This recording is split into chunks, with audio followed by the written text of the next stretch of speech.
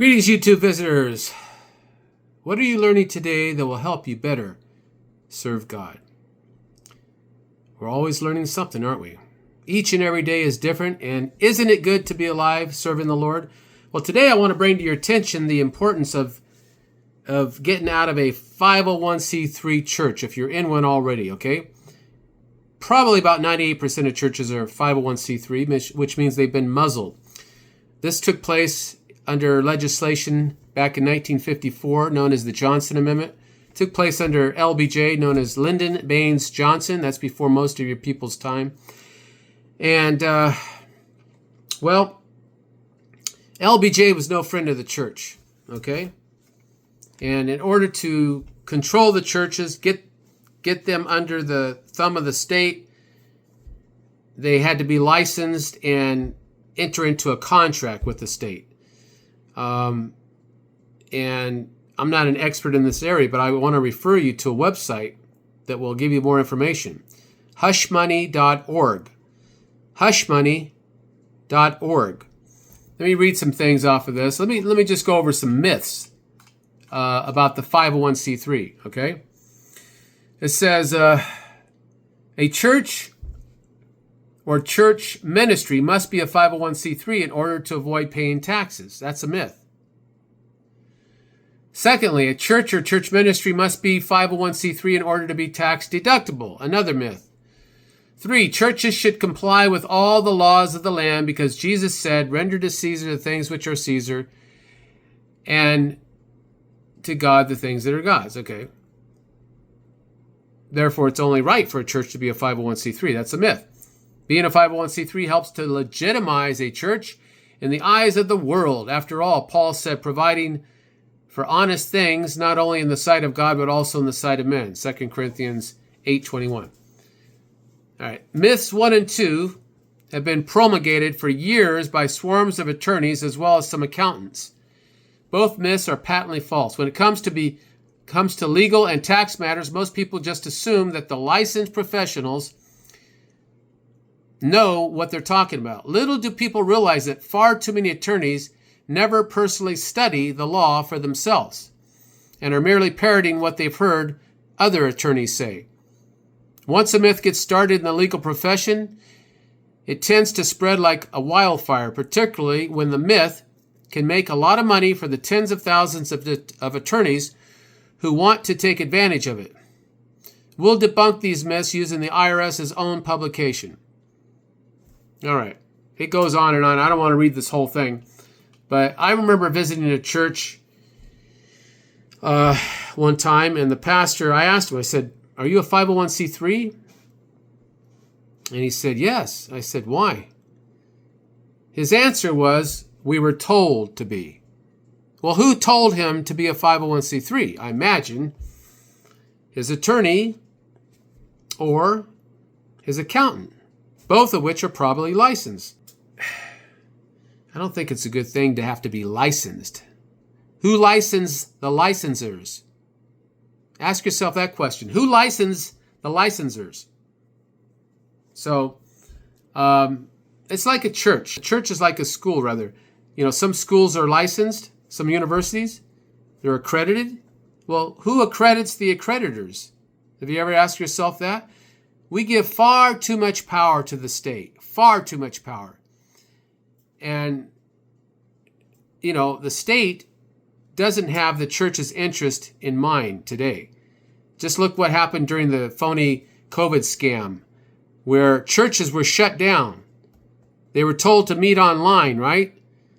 But don't gather together because they might kill some old lady with their so-called COVID virus. Well, nobody's forcing anybody to go to church.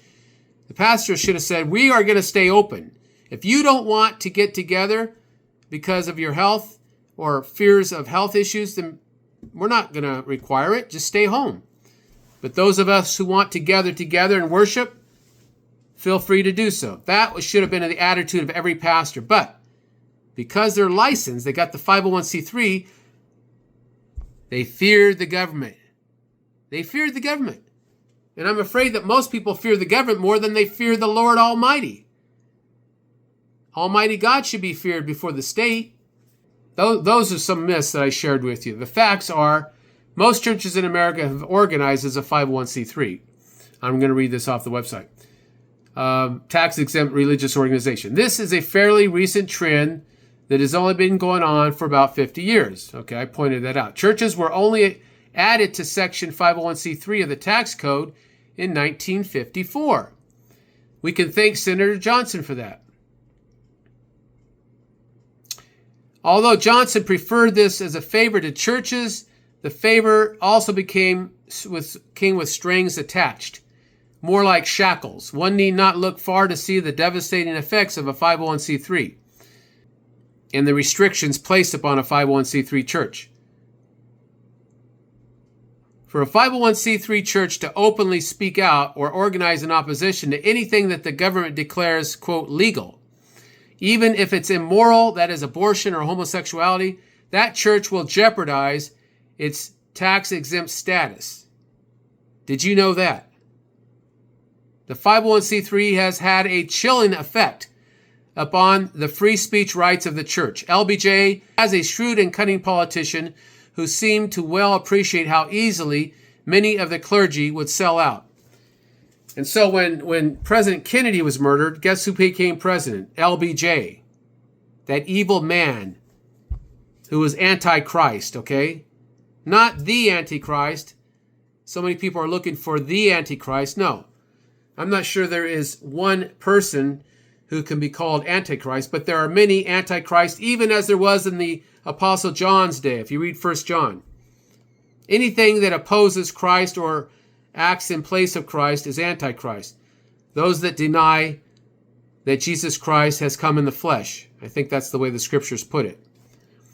All right? So, I like what Congressman George Hansen said. He's quoted in Caesar's Grip by Peter Kershaw, spelled Kershaw. Quote, it's impossible to have religious freedom in any nation where churches are licensed to the state. So even as the pastor told me, yes, he's a 501c3. Why, I ask? Because we were told we had to be. Who told him that? His licensed attorney or his licensed CPA, no doubt. Come on. Come on. You claim to be a man of God and you are under the thumb of the beast? Get rid of that 501c3 status. Now, it's my understanding that churches have always been exempt. All right? Look into that. I don't know if you're going to get much help anywhere by an attorney or an accountant, because they're going to tell you, oh, yeah, you should definitely be 501c3. Well, I talked to a pastor who used to be a 501c3, and he got rid of it. He got rid of that status. You see, if you speak out against the evils of the Federal Reserve System, okay, which was started in 1913, supposedly for the benefit of stabilizing the economy, but really it's to protect the vested interest of the international bankers, okay? And they can create booms and busts, inflation, and everything else. And that's what's happening right now.